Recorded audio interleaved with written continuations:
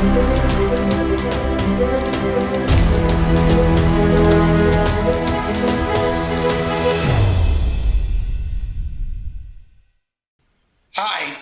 I'm Michael Bright, Vice Chair and leader of the Sports and Entertainment Practice at EisnerAmper.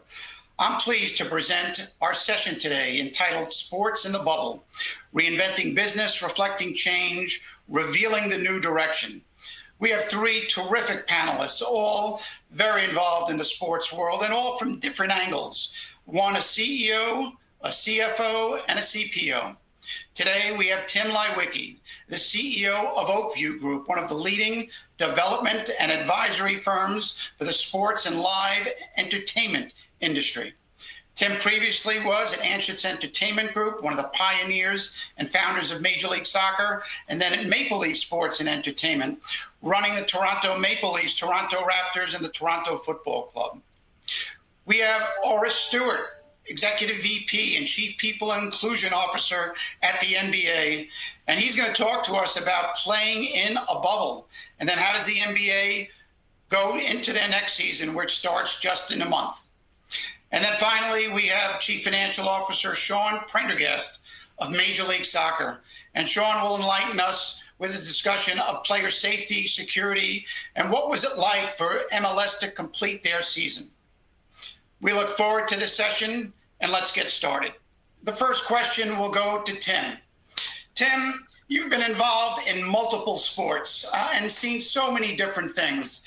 And as we see that sports has proven itself during this time. I mean, sports has been incredibly resilient. We had a World Series, an NBA Finals, a Stanley Cup. Did you ever think we would get through this? I did, Michael. I've always enjoyed telling people that the single greatest disease and infection and most contagious is optimism. And so we always knew this was going to be a period of time that would come and that would go. And as we're still in the middle of this, I think we have to have some optimism that we have some of the smartest people in the world that are thinking this through. Whether it be the scientists, the doctors, the hospitals, or people like Bill Gates. When you see people like that rally around this particular cause in this moment, you have great faith that they will figure this out and we will have normalcy again sometime next year. But if you look at music and you look at sports, and as an industry, the teams and the facilities, this is a $1 trillion industry that has been sidelined and has been unable to activate with its fan base. And let's always remember that at the heart and soul of every community are sports teams and musicians. And so not having that moment of passion, not having that moment of the live experience, this is a tough time for everyone to get through. But it will pass, optimism will reign, and we will land on our feet. We will come out of this, and we will be, I think, very similar to what we saw with the Spanish flu. We will enjoy the roaring 20s again and have one of the great renaissances of sports, music, and the live business come 21 and 22. Thank you, Tim. Let's go to Oris, because we've seen the NBA complete its season in a bubble in Orlando, and they succeeded tremendously. Oris, can you describe what the NBA had to go through in getting this accomplished, and some of the feedback that you received about playing in the bubble? Michael, let me start by saying I am incredibly proud of what we were able to accomplish during our season restart in Orlando. And whatever success that we had is truly the result of incredible planning, incredible execution, and true sacrifice and commitment from a host of people, including our players, our team staff, our league staff, and of course the staff there on campus at Disney Wildwater Sports. When I think about the effort and what we were able to accomplish, there really are at least 5 different work streams that come to mind. And the first and primary focus And the primary effort were around safety, player safety, staff safety, safety of everyone associated with the experience and the restart. The safety protocols affected every aspect of life there in the bubble, from pre-arrival to arrival to daily activities to even exit. And so that was an essential part of the process. Another work stream was the game itself. I mean, we didn't have to create a new game, but we had to make sure that the game we're all familiar with worked in the context of that environment and that situation. And there were tweaks we had to make to how the game would be played and how it would ultimately happen in that unique space. There's the focus on the broadcast itself. We're obviously playing in a central place, in an arena where there aren't fans, and so that led to thinking and ultimately action around what the game would look like to our fans who are viewing it around the world. And of course, that led to the virtual fan experience and so on. And then there's life in the bubble. We talked a little bit about the safety aspect, but there's broader experiences that we had to be mindful of. We're asking our players and staff to live in a bubble for many of them weeks and many of them months at a time. And so we had to go beyond safety to make sure that the experience itself was fulfilling and meaningful and sustainable. And then finally, we, of course, and not, last certainly not least here, we had to think about and plan for and focus on the issues of social justice, the issues that are so important to our players, important to our teams, our league, our employees, and of course to our fans. And so there was a huge effort to make sure that the combined group took advantage of this unique platform that was there for us to speak to this global movement for social justice and change. And so you put all that together and a lot of effort, and we had what I think is a truly remarkable outcome and a unique experience, I think, in all of sports. As I said earlier, I'm extremely proud of what we were able to accomplish. And the feedback from our fans, from the team, from our players, I think from everyone associated with it was very appreciative and very supportive. And I think the outcome speaks for itself. Oris, I couldn't agree more. What a remarkable outcome, a remarkable experience. And kudos to you and all the NBA executives, teams, our players, front office, back office for pulling that off. Sean, MLS has experienced tremendous growth and expansion over the last few years and now is heading into a 16-team playoff run.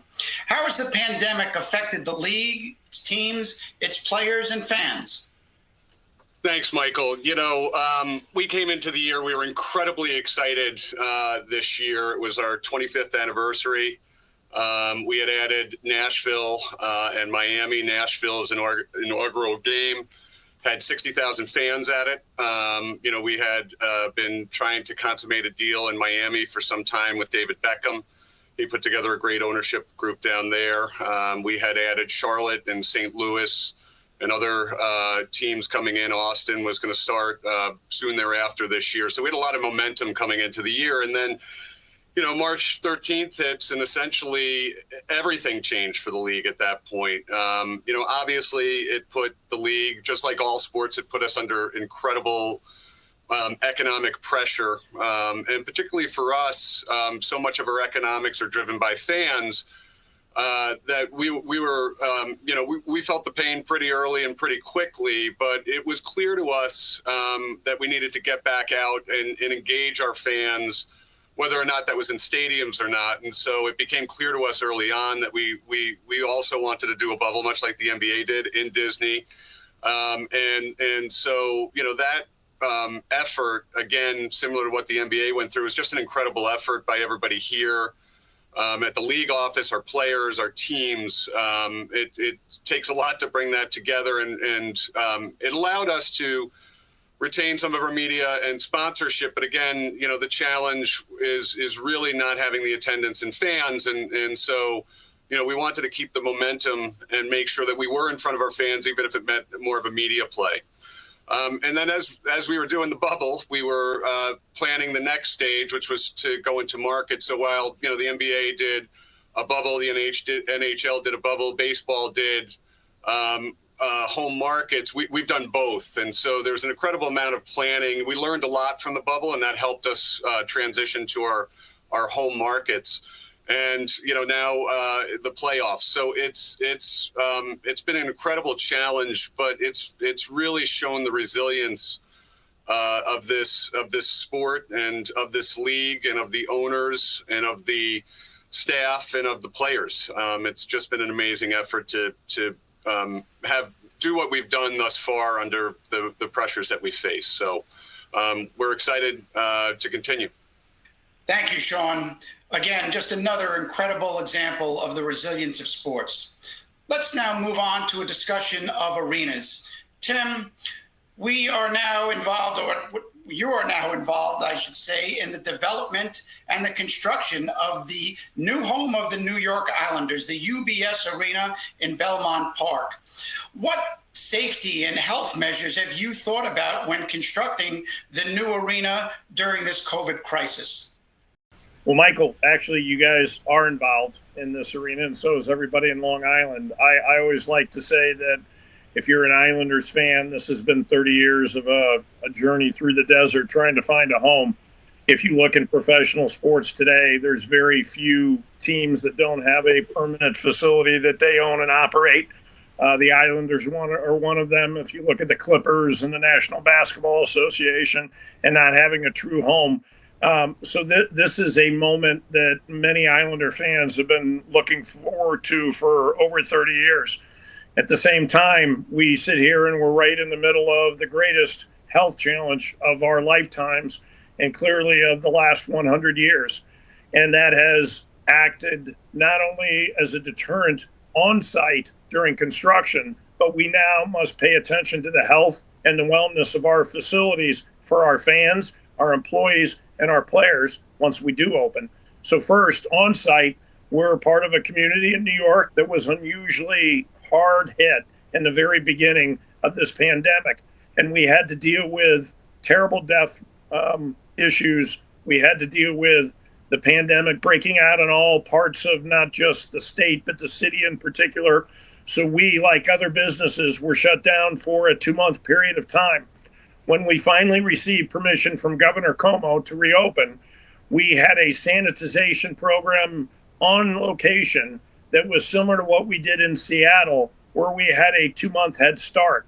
So our ability to bring the construction workers in and make sure that the trailers, the offices, the site, everything was sanitized. We had social distancing, we had masks, we had face guards. We wiped down railings, we wiped down steel, we wiped down offices. We were extremely conscientious. And to date, we have had not one COVID illness on site since we reopened the construction site. But we are going to be a little delayed. We hope we have the building, the UBS Arena, open by the end of November of next year. That then puts us in a position where we now have to think through the customer experience. So we've always believed that social distancing and a percentage of fans would be a temporary measure that would be gone by the time we open our arena. And that looks indeed like the most likely outcome of what we're looking at for next season. So in November, December, when UBS Arena opens, we have all kinds of new health and wellness technology, operational procedures, and thinking that we've installed into this building, and far easier to do when it's a brand new building. But for example, our airflow will be 80% better than what people experienced at the old Nassau Coliseum. Our filterization system and our ability to trap the bad elements of what's in the air, including a pandemic bug, is so sophisticated.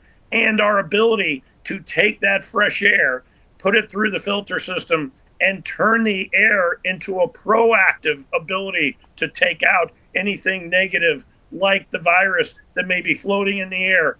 Really remarkable what we're able to do with our ME engineering folks, with our construction folks at Hunt, and with our project management team. In addition to that, you'll see far more grab and go. So the Amazon Go technology will be on display in our building.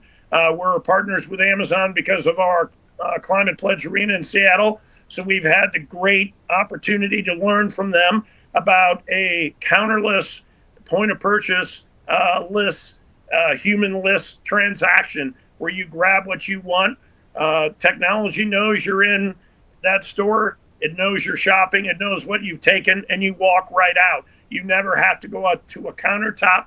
You never had to have a person-to-person experience. So we're thinking through air filtration. We're thinking through clean air. We're thinking through our clubs and our suites that will have additional filterization machines and components within each one of them. We're thinking about how we ultimately have grab and go. We're thinking about testing all of our employees on a nightly basis. We're thinking about how we sanitize the building after each and every event. And we're thinking about even additional wellness, health, and safety factors in our locker rooms for both of the teams, for the players, for the referees, and everyone that's participating in the event.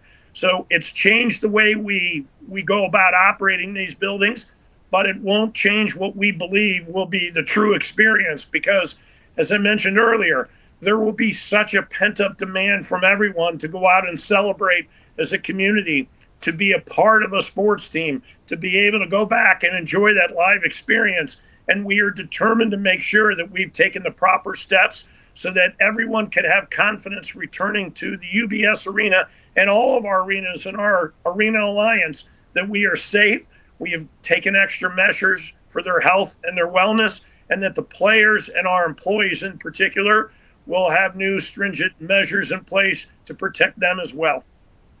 Tim, thank you. What a remarkable accomplishment. And we certainly can't wait to go to the UBS Arena. It's right in my backyard. Let's now go to a discussion of diversity. And Oris, our theme here today is about innovation and how it helps drive success. Diversity of people means diversity of thought, new ideas, creative solutions, and fresh perspectives, all of which contributes to innovation. How do you challenge your organization to think differently and bring in new voices? Well, Michael, you are absolutely right. Diversity and inclusion are deeply connected to innovation, and innovation is essential to the success of an organization like ours. How do we make it relevant, and how do we keep our focus on innovation? Well, first of all, it helps that innovation is actually a core value for the NBA. It's one of what we call the four corners of our core.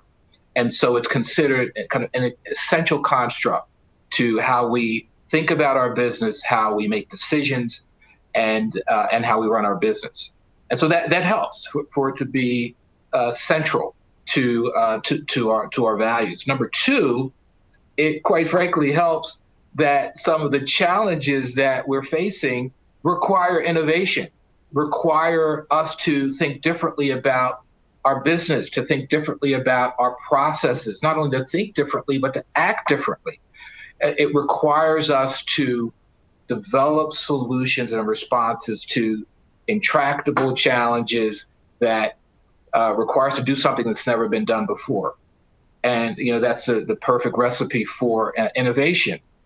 I think the fact that it's a core value, the fact that our commissioner challenges us regularly to think differently, to act differently, and the fact that some of the challenges we face, like those challenges of the pandemic and the global movement for social justice, cause us to innovate and create our response in Orlando. I think it's that combination. It keeps us very focused on it. And then the other thing is because it's a value, because our commissioner drives us to think differently, because our challenges are significant, and not only the challenges I spoke of, but just even looking longer term at the changes in fan expectations, the changes in viewing habits of sporting events and other kinds of broadcast events. I mean, all of that requires us to take a fresh look at who we are and how we do what we do. But the other thing we do is we spend time talking about not only the power of innovation, the importance of innovation, but also reflecting on the challenges of innovation.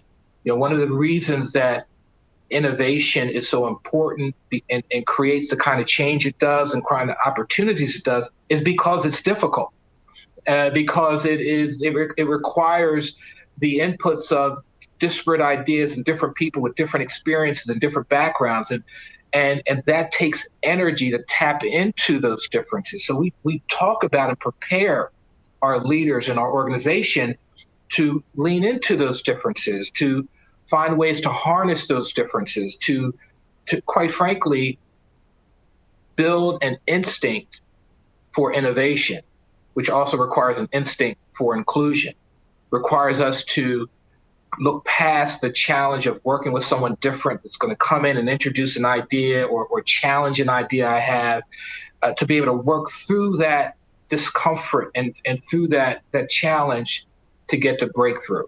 So it's really central to who we are, and it is something that we talk a lot about.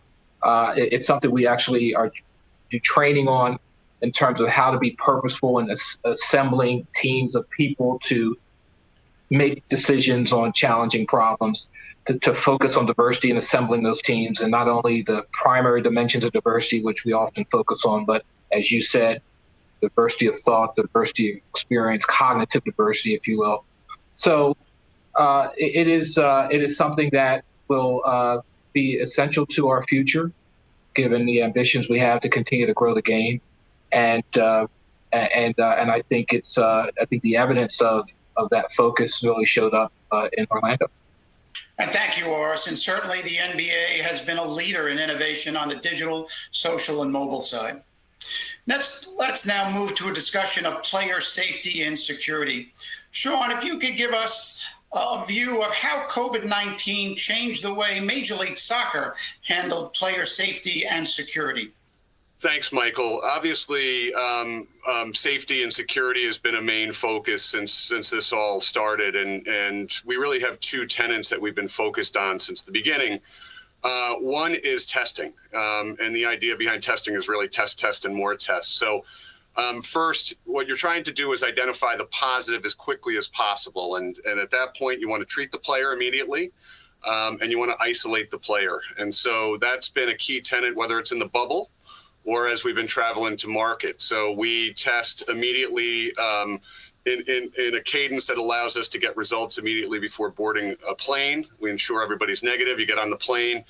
We're flying in, spending a little bit of time in a hotel, but playing that same day, playing our game, and then flying back. And it just minimizes the risk when you have all negative tests and coming in and out that same day. And in addition, with those frequent tests, you're getting your negatives back as well, right? So it gives you more confidence, even with a positive, depending on the circumstances. Obviously, everybody's a little bit different on this, but even with a positive, once you do your contact tracing, you can continue to play games even with a positive. You don't have to shut down the whole thing. And that's been a key, and it's been the only way for this to frankly, to work. And as leagues, we've come together to compare notes on this. And since we're all dealing with the same issues, it's been helpful in allowing all of us to get back and do what we need to do. In addition, it's conduct, right? The stress on conduct, no different than what Dr. Fauci says all the time. Masks in facilities, masks everywhere except for when you're eating. So it's a key, and on the field. So it's a key. Our coaches wear masks, all those sorts of things. Social distancing and gatherings. I think that's the key one for us, is that we've really stressed no bars, no restaurants, no indoor gatherings, no outdoor gatherings. So it's been really a stress that if we cannot adhere to these rules, we're not going to get the season in. And our players have really taken it to heart, and it's allowed us to make it through what we've did. We've had a couple of suspensions, which we totally expected. Going into the bubble, we had two teams come test negative before getting on the plane, and were positive when they got to Disney, and we had to deal with isolating those players. But our protocols were in place to handle just that way. Players were isolated for the first 2 days. There were positive tests. The entire team was isolated at that point. and we were able to remove those teams from the tournament, and everybody else, we had about 30,000 tests, and I think we had 2 positives after dealing with the 2 teams when they first came in, and we were able to treat those players. We had medical folks on staff. We had our events group that was providing support for the players. We had one player that was isolated that wanted to spend a couple extra days because of all the goodies that were being sent up to the room for our players. So it was, for us, it was incredibly key. The players are what makes the league go, and so to ensure that their safety and security has been key. In terms of going back into stadiums, we are doing the things that you'd expect. There's kill seats so that we're not having our fans, where we can play with fans depending on local rules, near our players, using separate entrances, no contact, those sorts of things as you'd expect. So we look forward to getting back to some normalcy in 2021, as Tim says. But right now, that's been our focus, is to ensure that our players are safe and we can get in our games. Thank you, Sean. Just incredible resiliency on behalf of the players and what all of you folks at Major League Soccer are doing. Let's turn to a discussion of fan engagement. And Tim, you mentioned about the pent-up demand for the fans, because for at least a period of time, we've lost that in-house experience. So what new initiatives have you rolled out, or are you rolling out, to continue to engage the fans? It's a good question, Michael. So one really encouraging moment that we're now seeing is, if you look at the music business in Live Nation, 85% of the people that bought a ticket for a tour that was either temporarily delayed or had to move to a date to be determined, they've kept their tickets. They didn't cash them in. They want to go see that show. If you look at the last few weeks, there are festivals that just went back on sale and sold out within less than a day. So there's zero question in my mind that people will get comfortable coming back into the arenas, the stadiums, the festival sites, and the theaters, because they have confidence that the sports industry, the music industry, and the facility industry has been very aggressive at not taking this lightly, dealing with all of the issues we had to deal with in order to make sure that we do protect their health and wellness. But I also think that is the human spirit. We need to come together. We need to celebrate. We need to sing. We need to be a part of a team. We want to see that team with its name on its jersey that represents our community. And so the passion we have for our teams, the passion we have for the live experience, and the passion we have for music, I think, is a pent-up demand that will be overwhelming. I think we're going to see the best touring year in the history of the music business in 2022. I think we're going to see one of the better years in the history of sports, because it's going to be an emotional return when the fans get a chance to come back into the stadiums and to come back into the arenas. Imagine the Los Angeles Lakers and the fact they didn't have a chance to celebrate that championship with their fans. Imagine the Los Angeles Dodgers and the fact they didn't have a chance to even throw a parade for their fans. This is a pent-up demand that people are looking forward to. They're going to be anxious about. And as we're seeing, they trust that the leagues, the teams, the facilities, the promoters, all of us in this live industry are being very diligent about what we have to do to earn their trust when they come back into that experience. But we will not take them for granted.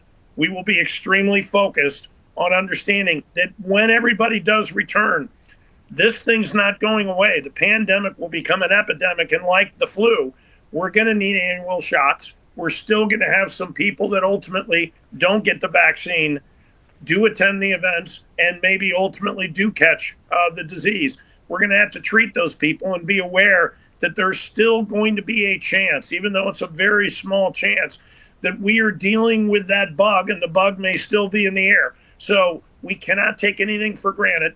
We cannot ultimately let our guard down. And I think if our industry maintains that attitude and we communicate that back to the consumer is going to come rushing back. because, again, as we experienced in the 1920s, they need to go out and celebrate socially. They need to go out and be part of something that's unique. And only that live experience in sports and in music, only that experience ultimately allows us to come together and celebrate and be able to have the emotion and the passion that we have with sports and music. I always like to tell everyone, we're born with music and we die with music, and we celebrate or mourn everything in between with music. Sports is about coming together, and it's the one thing we probably all agree on in our communities. And Lord knows now more than ever, we need to come together and celebrate our sports teams and our communities. So this is a platform and this is an industry that will come roaring back, but we will not take the health and the wellness and the wellness of our employees and the wellness of our fans without huge steps to make sure that we're continuing to deal with even that small chance people may be infected. Thank you, Tim. And I could tell by your enthusiasm that sports will be back and really humming in 2021, 22. So now we have the NBA beginning to play their next season. It was just announced December 22nd. So, Oris, I'm curious, what was the players and crew's mood like in the bubble, immediately post-bubble? But now, what kind of feedback are you seeing from the players as we plan the upcoming NBA season? Michael, let me first reflect on what our players and our staff experienced in the bubble, right? They were asked to live under and work under those circumstances without access to family or to friends, to live under very strict rules of engagement and protocols for what many of them was weeks or months, or in some cases many months. And so in terms of their mood, I would have to say it was incredibly positive given the circumstances, given the stress of that environment. And I would associate that positive mood and feeling with, number one, the commitment to the game, the commitment to bringing the game to life for our fans, a commitment to finishing what we started in terms of the season that was put on pause back in March. I think there was a sense that our players were part of, and the staff, of course, part of something really, really special, that they were making history. I think it was a sense of there was a purpose here that went beyond the game. And that really harkens to the focus on social justice. There was a recognition that all eyes would be on the bubble, and that these things are so important to our players, to our employees, to our league, to our teams, to our fans, that this was a moment to stand up and express our support for those for these issues. And so it was such a meaningful moment, and I think that led to an appreciation for the opportunity, and again, under the circumstances, pretty positive sense of things. Now, that said, as we got into the experience of life in a bubble, we had to address some concerns that were raised about food choices, about extracurricular choices. I mean, all things that I think we did our best to respond to. And so the feedback, all in all, was pretty supportive and very positive. And quite frankly, there was a recognition at a certain point that, in fact, this was, ironically, one of the safest places on earth, right? Given the environment that was created for our players and staff. I mean, it wasn't maybe incredibly challenging to exist and live in this environment, but it was also incredibly safe. And so, some of the feedback that I certainly have heard from players and staff who left the bubble was how much they didn't appreciate or came to appreciate the safety that they had, the ability to live almost a normal life under the circumstances, to the ability to play the game and to compete without the fears that all of us who are living in the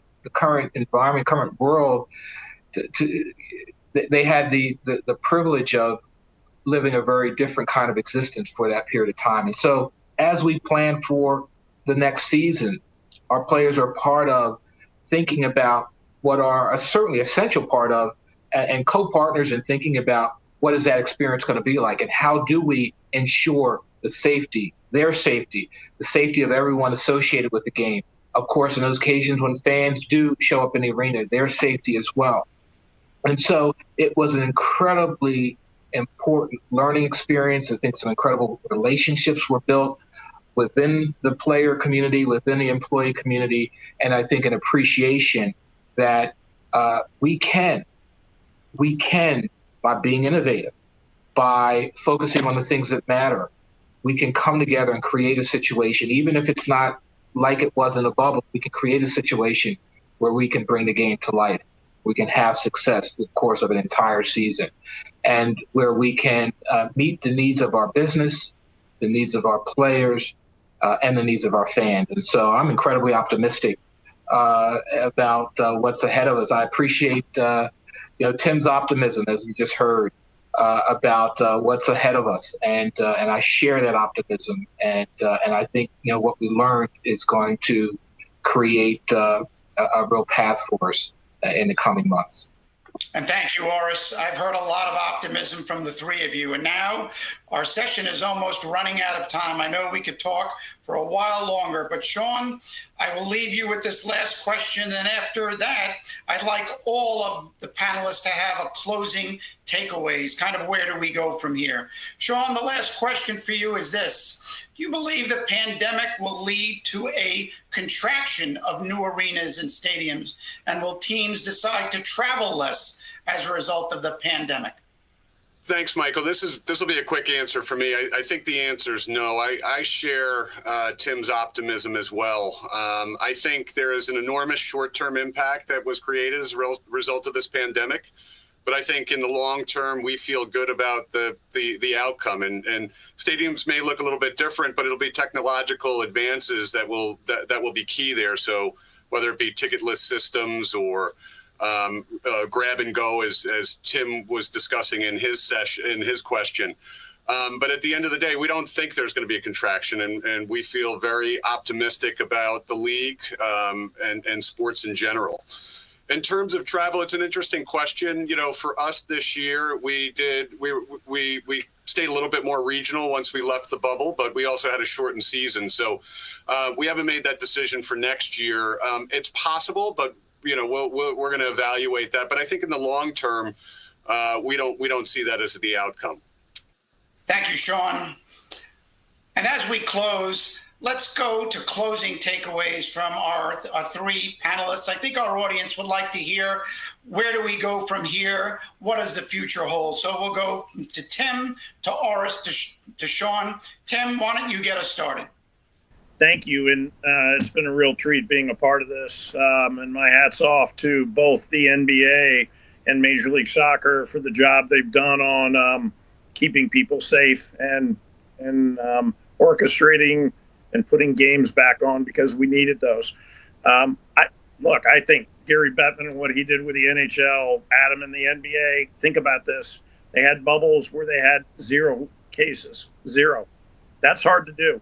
When you think about MLS, not just what they were doing down in Orlando, but what Don and his crew have been able to do at opening games back up. Same with Roger Goodell and what the NFL's done, same with Major League Baseball.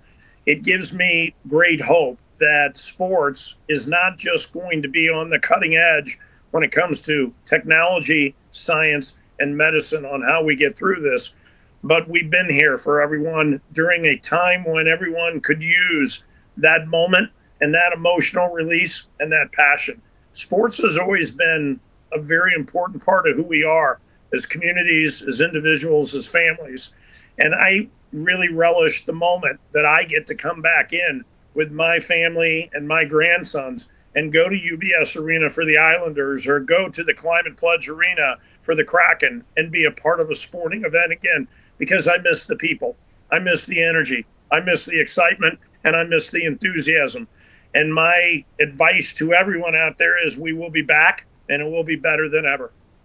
I I love what I heard Tim about we'll be back and it'll be better than ever. I firmly believe that.